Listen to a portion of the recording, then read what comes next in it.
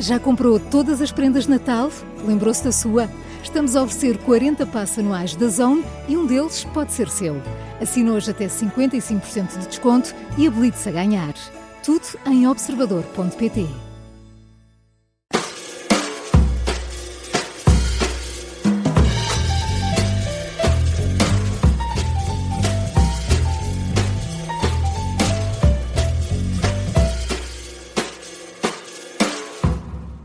Bem-vindos ao Sofá do Parlamento. Estamos na semana da greve geral, marcada para quinta-feira. O Governo tem sido crítico desta paralisação e diz até que tem motivações políticas, mas não abdica das linhas mestras da reforma laboral. Hoje recebemos a deputada do PSD e coordenadora na Comissão Parlamentar de Trabalho, Carla Barros. Bem-vinda.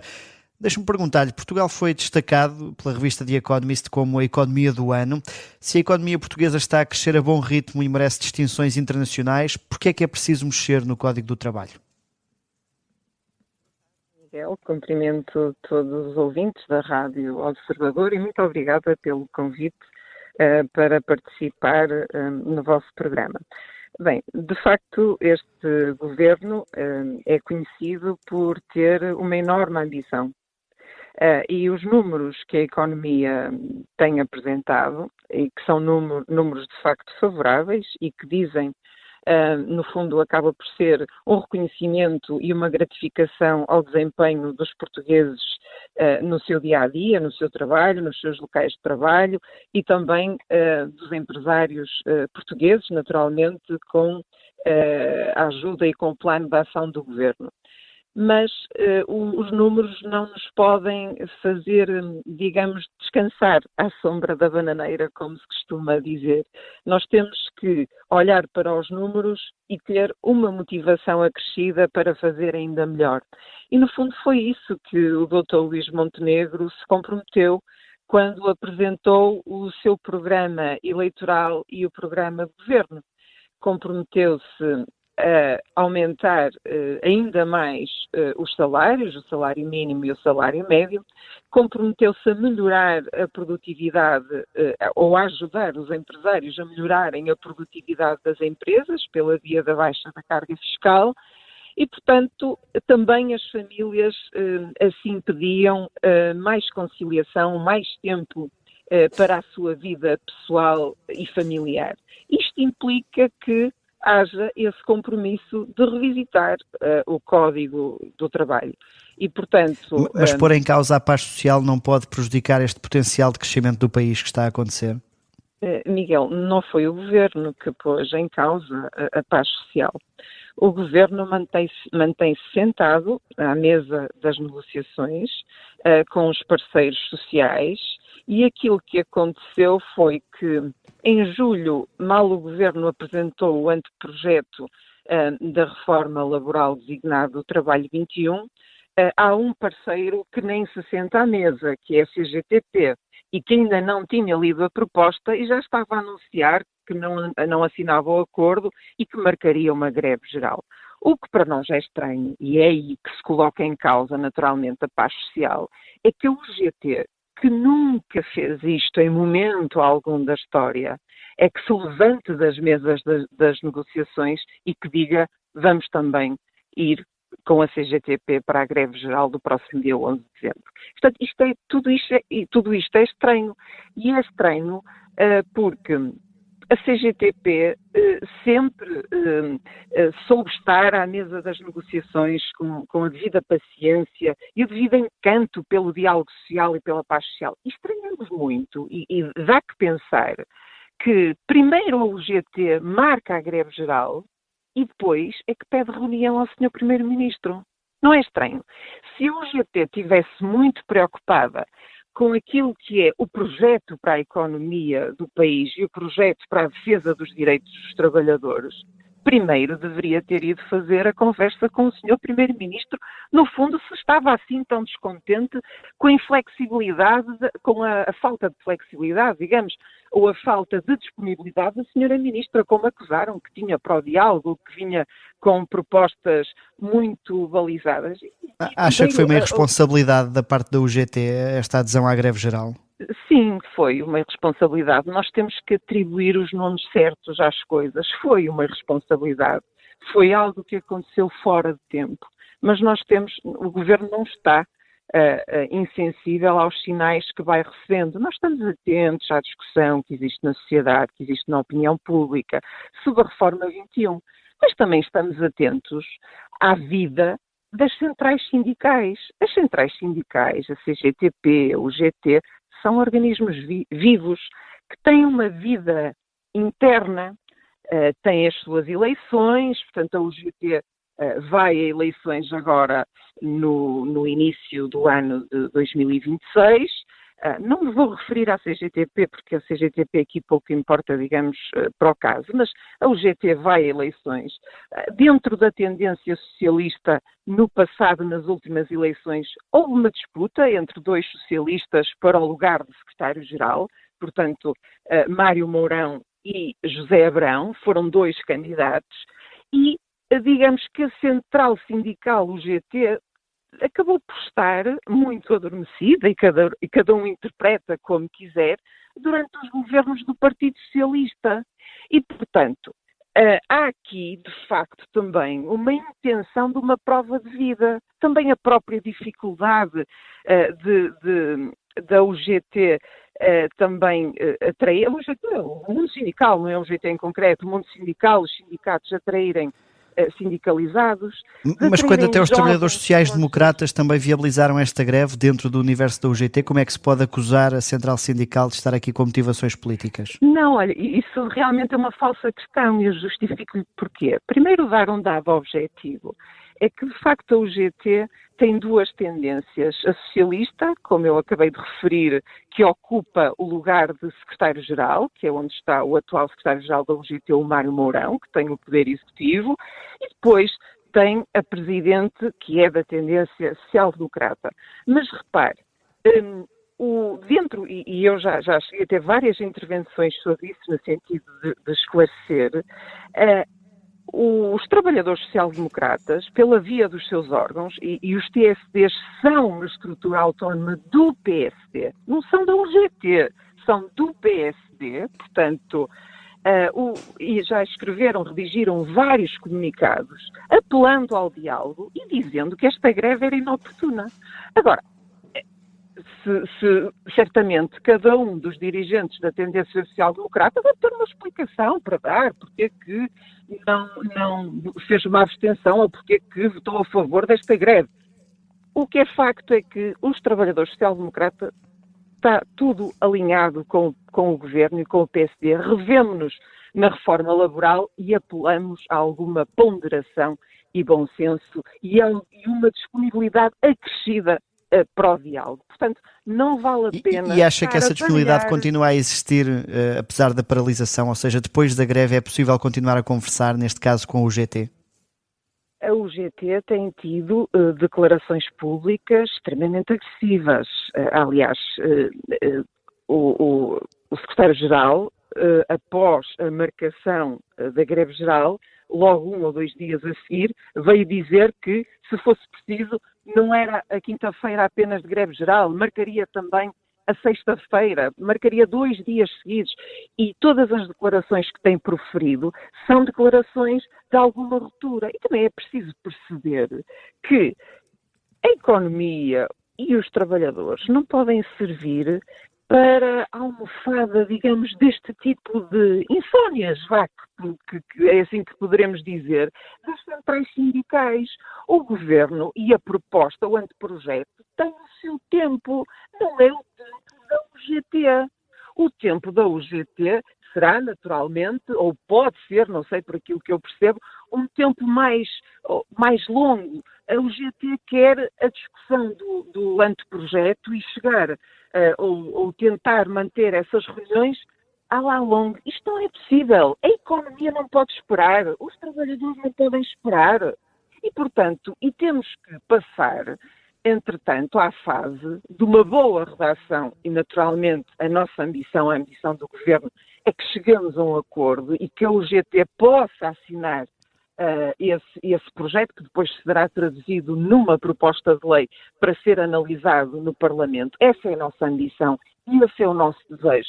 Mas se o GT não estiver disponível, e naturalmente que quando eu digo queremos que a UGT esteja disponível, mas o Governo também tem dado sinais de abertura e de recuo em algumas matérias. Agora não pode ser naquilo que é essencial, não é? Não pode ser naquilo que são essas linhas mestras. Deixe-me perguntar, porque o PS acusa esta reforma laboral de ser um regresso ao passado e de querer aplicar uma receita idêntica aos anos da Troika.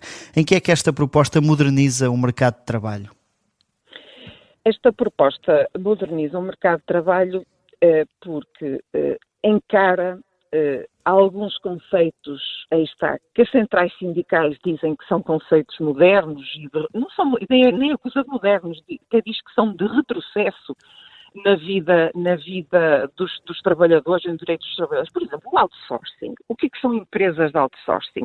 Empresas de outsourcing são empresas que, no fundo, foram aparecendo e desenvolvendo em cada vez em maior número na economia, que prestam, muitas vezes, serviços secundários numa determinada entidade, face àquela que é a sua atividade principal. Por exemplo, isto acontece muito com os call centers. Determinadas organizações, no fundo, esse serviço telefónico passam a esse tipo de entidades porque percebem que estão mais especializadas nesse trabalho secundário da empresa, digamos, e que estão mais especializadas para um melhor atendimento telefónico. E conclui a empresa que determinado número de trabalhadores, 20, 30, dezenas ou centenas, já não estão aptos ao exercício daquela função. E a pergunta é, então, o que é mais favorável? É mais favorável nós fazermos um despedimento de 10 ou 20 trabalhadores e contratarmos uma empresa que também continua a gerar trabalho e que vai fazer com que essa empresa se desenvolva, essa empresa principal se desenvolva ainda mais e que possa ter um serviço especializado, neste caso é o exemplo dos call centers, é melhor nós continuarmos com a empresa principal aberta e que possamos recorrer a outras que continuam a gerar trabalho. Eu não percebo qual é. Mas ainda hoje, por exemplo, o Jornal Público diz que esta reforma reforça a possibilidade dos trabalhadores terem contratos a prazo toda a vida. Isto não é um retrocesso? Não é verdade isso. Não é verdade contratos a prazo toda a vida. Se nós quisermos falar de forma correta sobre tudo, também devemos falar de forma correta sobre os contratos a prazo.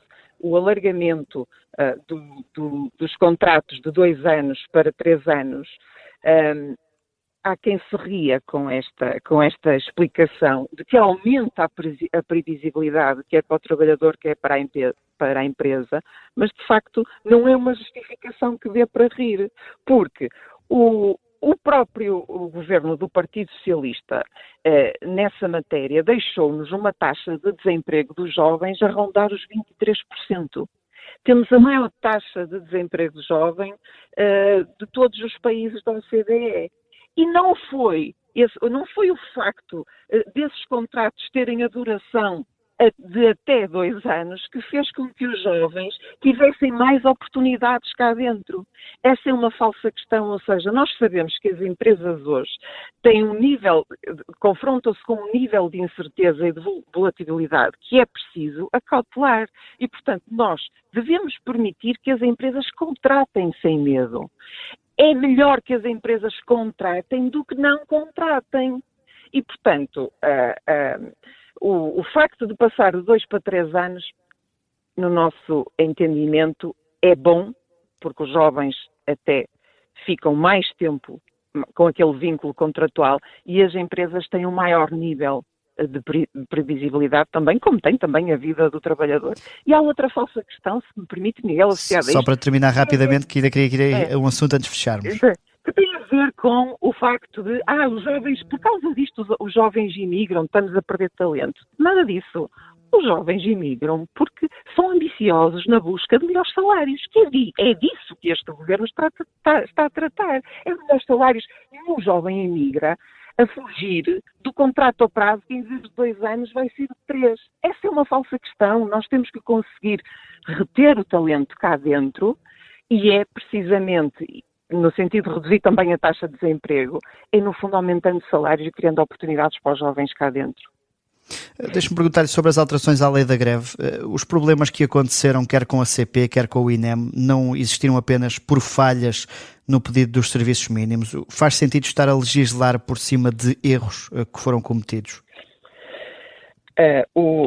Nós não vamos fazer nenhuma alteração à lei da greve. A lei da greve, para nós, já dissemos isso várias vezes, é um direito constitucionalmente previsto e não pode ser beliscado. No entanto, queremos, e é um facto, alargar os setores com serviços mínimos. E, portanto, é um direito que o trabalhador e as organizações de trabalhadores têm de fazer greve, mas não podem pôr em causa e em risco a vida da sociedade. E faz com que possamos pedir aqui serviços mínimos para o apoio a crianças nas creches e a idosos, a trabalhadores que também estão junto de doentes, de pessoas com deficiência, nos serviços de segurança. Isto tem muito a ver com experiências do passado que bloquearam e colocaram em risco o dia-a-dia de cada um de nós em dias de greve. E, portanto, nós temos que acautelar com mais firmeza os serviços mínimos. O próprio ministro à época, Pedro Nuno Santos, quando se defrontou com aquela greve da circulação dos motoristas das matérias perigosas, ele próprio referiu que era preciso rever a questão dos serviços mínimos. E, portanto, não percebo onde é que há tanta admiração também do próprio Partido Socialista neste tema. Não pode haver, porque de facto todos nós sentimos e queremos que os trabalhadores continuem a exercer o seu direito e a defender os seus direitos e as suas melhores condições de trabalho, mas temos que pensar que há toda uma sociedade que tem que sobreviver naquele dia. Carla Barros, nós temos aqui uma pergunta final, a que chamamos a defesa da honra. Vamos a ela. Pede a palavra para que efeito? Para a defesa da honra, Sr. Presidente. Duas das medidas mais relevantes desta legislatura, a Lei da Nacionalidade e a Lei de Estrangeiros, foram aprovadas com o Chega. No que toca à reforma laboral, o Chega tem críticas, mas revela para já maior abertura para discutir o assunto face ao Partido Socialista. Como é que este governo da AD rejeita a ideia de estar a governar mais encostado à extrema-direita? Nós não estamos encostados à extrema-direita. Nós estamos dedicados aos portugueses, àquilo que as empresas, que os trabalhadores e que as famílias nos pedem. Todos os parceiros no arco ou no Parlamento, no seio parlamentar, todos os partidos que revelem esta intenção de governar connosco para os trabalhadores, para as empresas, para as famílias, não há aqui nenhuma exclusão. Foi com o Chega que avançamos um pouco mais nas questões da imigração e em matérias laborais avançaremos com o partido que vier de encontro àquilo que os portugueses e a economia e os direitos dos trabalhadores melhor representarem. Portanto, não estamos disponíveis para fazer esta reforma laboral com todos e ouvindo todos, com uma especialidade bem discutida, com audições a serem realizadas ao maior detalhe da especialidade técnica, para que a proposta saia muito bem feita e que seja útil para realmente corresponder àquilo que este governo quer. Aumento da produtividade, melhoria dos salários, melhor bem-estar para os trabalhadores, para terem tempo no seio das suas famílias e dos seus tempos livres. É para isso que cá estamos. Portanto, com um longo caminho ainda pela frente. Carla Barros, chegamos mesmo ao fim do nosso tempo. Obrigado pela sua disponibilidade para se juntar a nós neste Sofá do Parlamento. Eu sou o Miguel Viterbo Dias. O Sofá está de regresso na próxima semana.